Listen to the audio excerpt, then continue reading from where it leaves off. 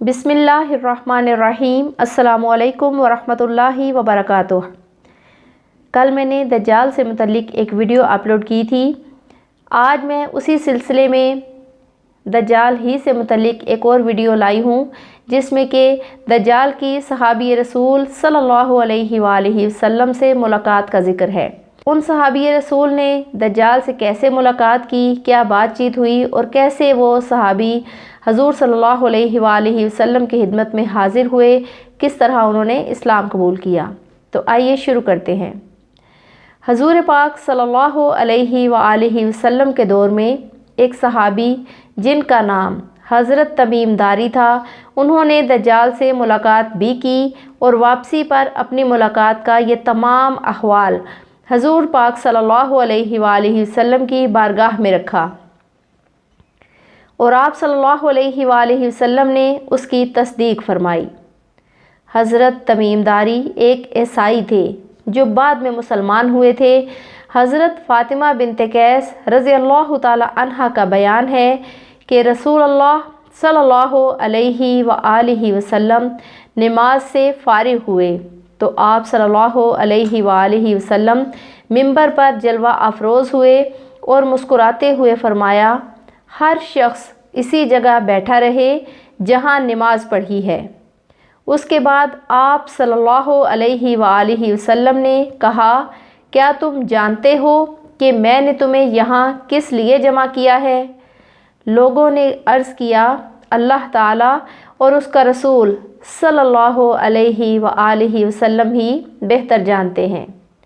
आप सल्लल्लाहु अलैहि वसल्लम ने फरमाया, आज मैंने तुम्हें डराने या खुशखबरी सुनाने के लिए जमा नहीं किया, बल्कि इसलिए जमा किया है कि हज़रत तमीम दारी जो नसरानी थे वो मेरे पास आए, बैत की और मुसलमान हुए।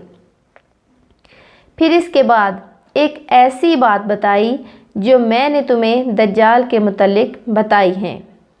उन्होंने मुझे बताया कि मैं बनी जज़ाम के 30 अफराद के साथ जहाज़ के अंदर सफ़र कर रहा था कि अचानक हम लोग भटक गए। समंदर की लहरें महीना भर उनसे खेलती रहीं। हम पूरा महीना समंदर के अंदर बेसरो सामानी की हालत में घूमते रहे। फिर एक दिन सूरज गरूब होने के वक़्त एक जज़ीरे के पास जाकर लगे और छोटी छोटी कश्तियों में बैठकर जज़ीरे में दाखिल हुए। अचानक मुझे वहाँ पर एक मोटी दुम और घने बालों वाला एक जानवर मिला। मेरे लोगों ने पूछा कि तुम कौन हो? उस जानवर ने जवाब दिया कि मैं जसासा हूँ। तुम एक आदमी के साथ उस बुत खाने में जाओ, क्योंकि वहाँ मौजूद एक शख्स बड़ी बेचैनी से तुम्हारा इंतज़ार कर रहा है। जब उसने हमारे सामने उसका नाम लिया तो हम उस जानवर से डर गए कि कहीं ये शैतान ना हो। इसीलिए हम जल्दी जल्दी उस बुत खाने में पहुँच गए और वहाँ हमने देखा कि एक बहुत बड़ा आदमी है। हमने उससे बड़ी मखलूक इससे पहले कभी नहीं देखी थी। वो सख्ती से जंजीरों में जकड़ा हुआ था। उसके दोनों हाथ उसकी गर्दन से बंधे हुए थे और उसने हमसे बेसान की खजूरों, ज़रगर के चश्मे और बनी उमई के मुतल्लिक हमसे पूछा और आखिर में बताया कि मैं दज्जाल हूँ और अनकरीब मुझे निकलने की इजाज़त मिल जाएगी। हजूर सल्लल्लाहु अलैहि वसल्लम ने फरमाया, मैं तुम्हें ना कहा करता था कि दज्जाल ना शाम में है ना यमन के समंदर में, बल्कि वो मशरिक़ में है।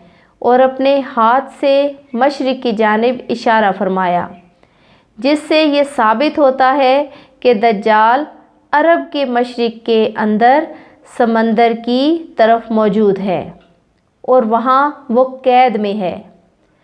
दज्जाल ने हज़रत तमीम दारी से सवाल किया कि तुम कौन लोग हो? تمیم داری نے جواب دیا کہ ہم عرب کے لوگ ہیں، اور اپنی یہاں تک پہنچنے کی تمام کہانی دہرا دی۔ اس کے بعد دجال نے پوچھا کہ کیا بیسان کی کھجوروں کے درختوں پر پھل آتے ہیں؟ انہوں نے کہا کہ ہاں۔ دجال نے کہا کہ زمانہ قریب ہے جب ان درختوں پر پھل نہیں آئیں گے۔ پھر اس کے بعد پوچھا کہ کیا بحر طبریہ میں پانی آتا ہے یا نہیں؟ حضرت تمیم داری نے جواب دیا کہ ہاں آتا ہے۔